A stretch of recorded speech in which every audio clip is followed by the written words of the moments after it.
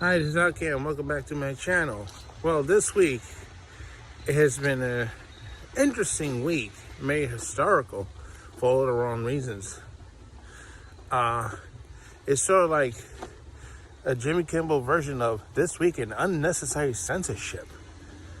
Except one problem. It came to life and Jimmy Kimmel was nowhere to be found. Was he on vacation again? No. What am I talking about? This Week in Unnecessary Censorship, it actually came true when Twitter and Facebook decided to block a story from the New York Post. In fact, the New York Post, I think, is still was being blocked from putting out the story on Twitter. I don't know how long that took, but you know, the fourth largest circulation newspaper in America being blocked by Twitter. And what was it about? An allegation between Hunter Biden and his father Joe Biden, the presidential candidate running on the Democrat side for president of the United States. I'm not going to go into all the details. But the thing was, whether it was true or not, you know, he didn't fact check it as you really rammed it up there. You blocked it, you blocked people, suspended people's accounts. Even liberals couldn't check the story out. Not just conservatives. This is a major black eye in social media. That Twitter would all of a sudden protect Joe Biden at all costs, as it seems. This was happening.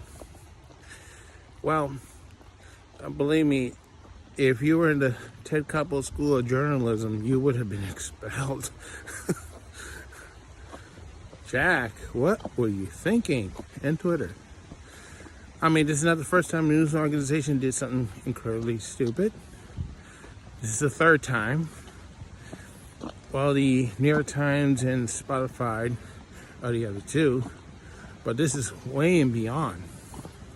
Because now, even though the censorship and the blocking has stopped, unfortunately, the damage has not.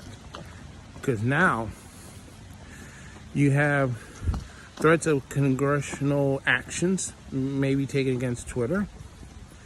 And it's not just a subpoena for Jack Dorsey and Twitter to come over next Friday. Now you have the Federal Election Committee might be looking into this also and seeing if this is a, quote, a gift to Joe Biden. It could affect the outcome of his election. After all, Joe Biden just dismissed it as more mudslinging. That's what you should have done, Twitter. But because you did what you did, the story's not going to die now. Is it? No, far from it. And more stuff might be being released. Now, the thing I understand is, the reason why I think they took the action, they claimed that the laptop was somehow, the information was hijacked or whatever they like to use the terminology, you know, stolen or something. But the fact was, and this is the only part of the situation we're going to be talking about, the laptop was sent to the shop. It was there for 90 days. Nobody bothered to pick it up, not even Hunter. The owner kept it another 3 to 4 months. Again, nobody claimed to claim it. So it's only when stuff was going on the news about the Bidens and the Ukraine that the guy might have realized he stumbled on something. And when he checked the information in there, yes, he was shocked. Yes, he informed the FBI. He made a copy of himself just in case something happened. Well, the FBI set on it. We don't know how long, but it might have been as far back as December. So, what's up with that? Are you living to your initials again? the fumbling, bumbling idiots agency? Who knows? Oh, by the way, that's something that came from Walter Matthau movie, so I can't take credit for that. God bless Walter Matthau. Comedian Go Genius. And Spectre Garbo from Pale 123. Anyway, he sat on it and did nothing about it. Now, all of a sudden, the information's being released. Because the guy had a look around, see what he could do with it, and it got in the hands of Rudy Giuliani.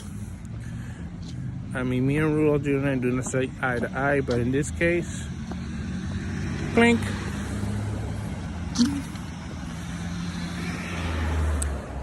So, as a shareholder of Twitter and a liberal, I am kind of embarrassed that Twitter did what it did. It was wrong. They should not have done what they did.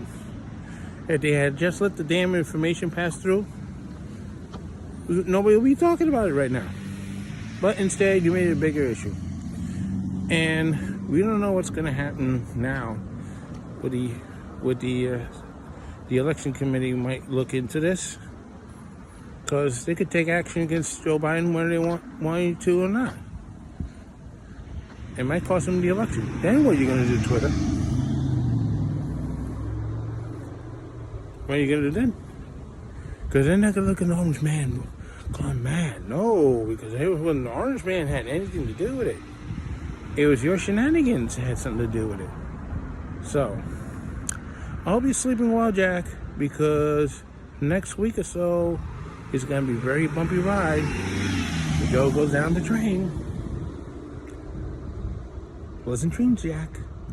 This is Al Can saying so long for now, and don't forget to stop.